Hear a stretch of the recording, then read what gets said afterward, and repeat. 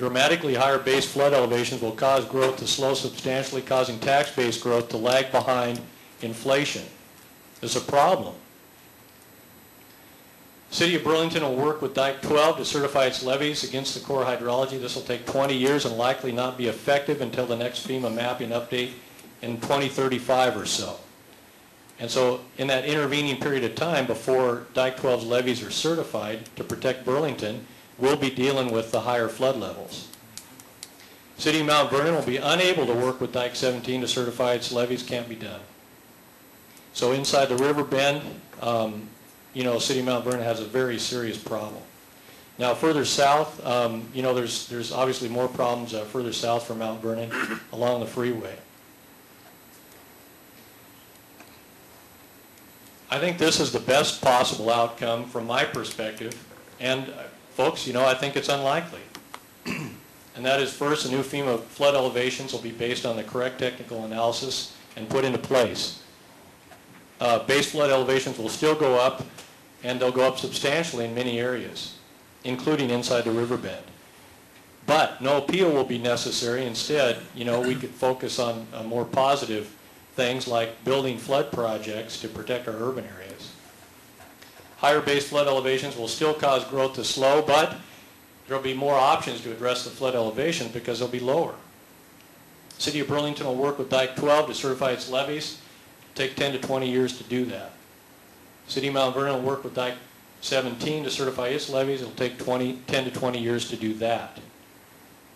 But still, development and redevelopment inside the river bend will be significantly impacted for that period of time. And I think this is the best outcome we can hope for. Oh, and I may as well bring up one more thing. It's been kind of a hot topic today.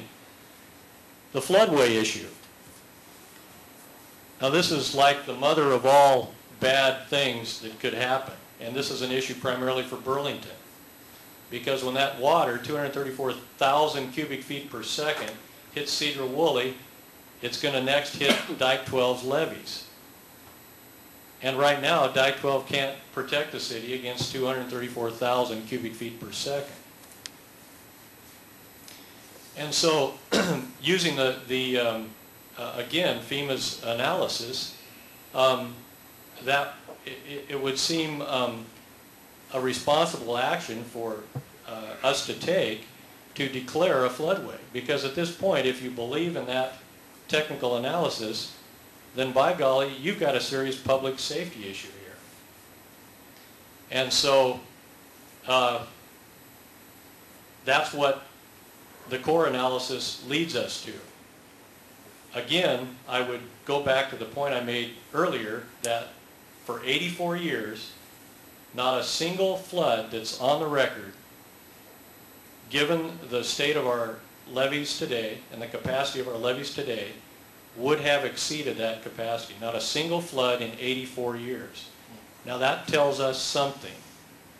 But if we lose this issue, if we don't prevail on the hydrology, then I think, you know, if the day comes when we've exhausted all our arguments, you know, I don't believe this hydrology, but if the day comes when the federal agencies prevail on this, then it follows that as public officials, I don't think we could say, okay,